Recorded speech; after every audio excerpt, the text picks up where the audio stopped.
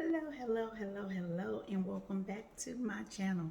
If you haven't already, please go ahead and like and subscribe to my channel.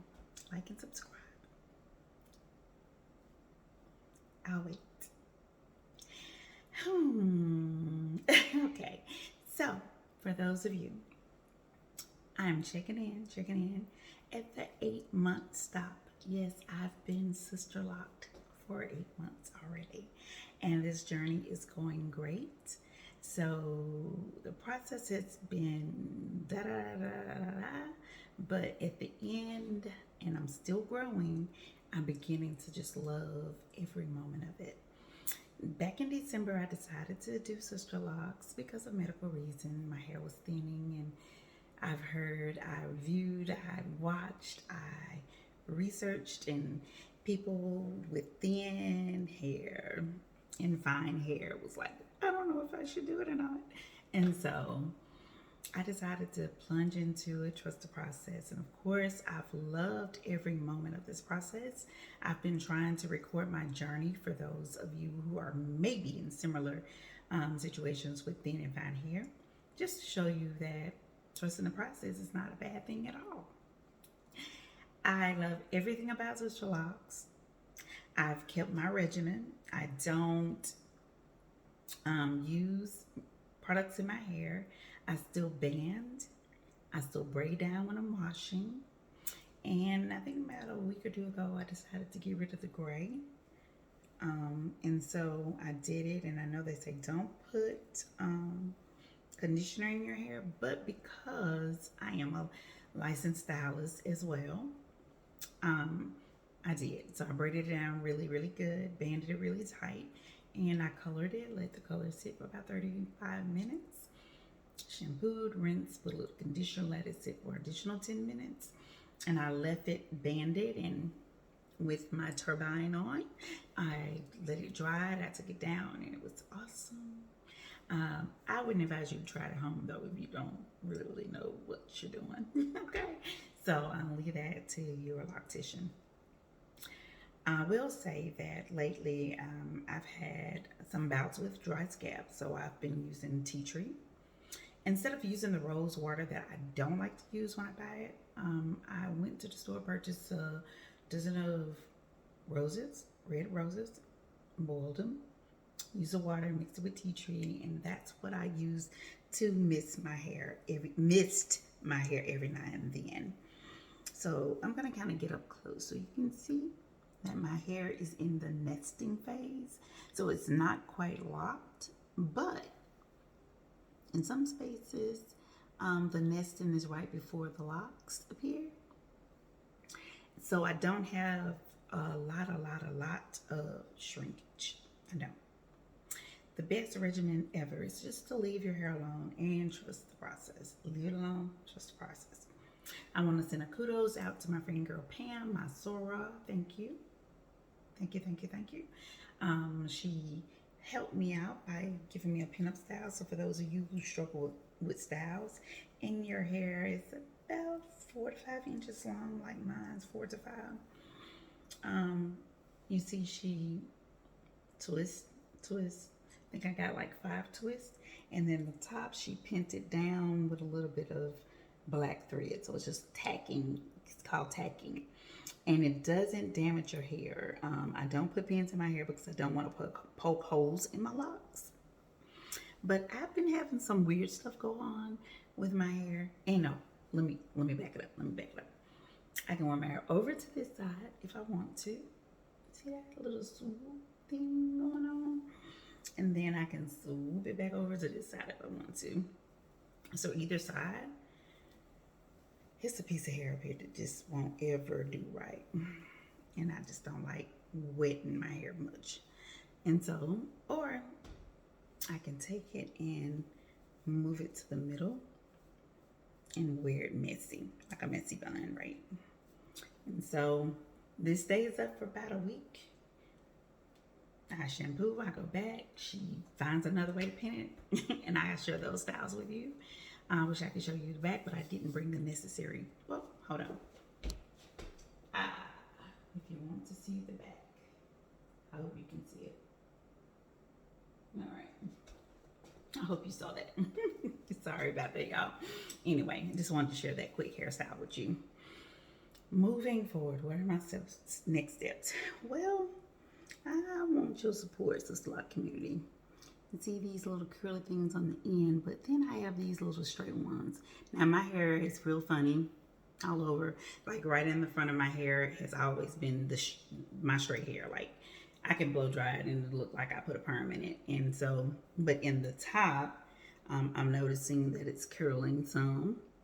I can see some where my hair has taken all the way down to the end and is no more curl. So it's getting ready to, again, that nesting phase and go through all of that.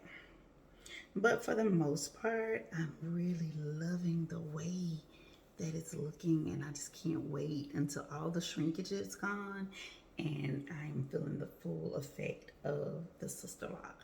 I'm going to try my best to come back in my 9, 10, 11, 12. My anniversary is in December, and so I'll definitely be back for that. But before I go, I always try to share a word of encouragement, and this day I'm feeling pretty good, very good to be exact, and I just want to share some of those touchy-feely things with you and hope it sheds light and love your way. Well, here's what I've been thinking. I think that most of the time we spend our time giving to other people and other things. We give attention to so many things that we rarely have time to focus on ourselves, especially as mothers, as Black leaders, community members. You know, ladies, we do a lot in the African American community. And if you don't work, church, family, we tend to focus kids, we tend to focus education, we tend to focus on everybody else except ourselves. Well, I'm going to encourage you to take some time to spend some time with you.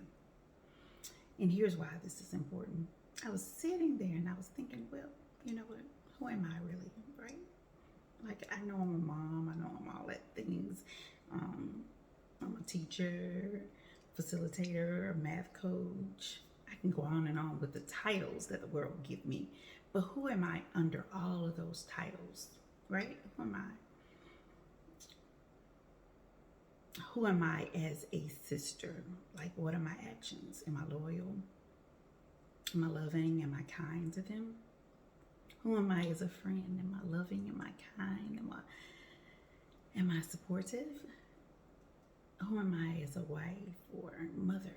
Man, I just started thinking, like, these titles mean nothing. It's the action behind the title, right? And then I was like, wow, I'm loving, I'm kind, I'm smart, I'm very supportive, very helpful, very giving, very open to receiving and giving. I'm very inclusive. And sometimes I'm vulnerable to a point. I'm working on that one. Everything in me started to shift. The energy almost just like tingled inside. Because sometimes living up to titles can be very hard. You know, what other people expect of you, that can be very hard because you don't know what's in their mind. Sometimes they don't communicate that properly. I'm like, let's stop this thing right here. I don't want you to love me for my title. I just want you to love me for who I am. If I show up for you, show up for me. If I love and support you, support me. If I'm giving, and if I'm open, if I'm being inclusive, be the same to me. If I'm patient, be the same to me. If I'm all of those bubbly things, then I should be receiving those things, right? Like we give and receive that same energy. Feel me? So I started shifting the way that I feel about my self-identity. Like, who am I? I'm love, I'm light, I'm all of that. I am that word. I am. And I can choose to put whatever it is I want to behind that word I am. I am. I am. I am. I am. I am loved.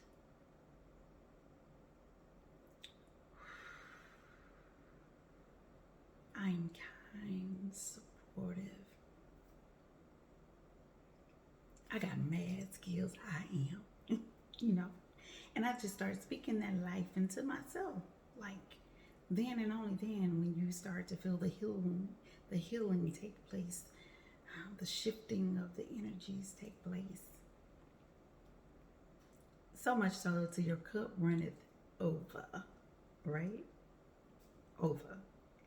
And when your cup starts to run over with that good stuff, then everybody in your circle is rewarded just by your presence. I am. Gosh, go forth in this day using those two words, because those are words. Small, but they're huge. They're enormous. They're gigantic. I am is the start of your new and improved in your immaculate life. I am. Let that resonate.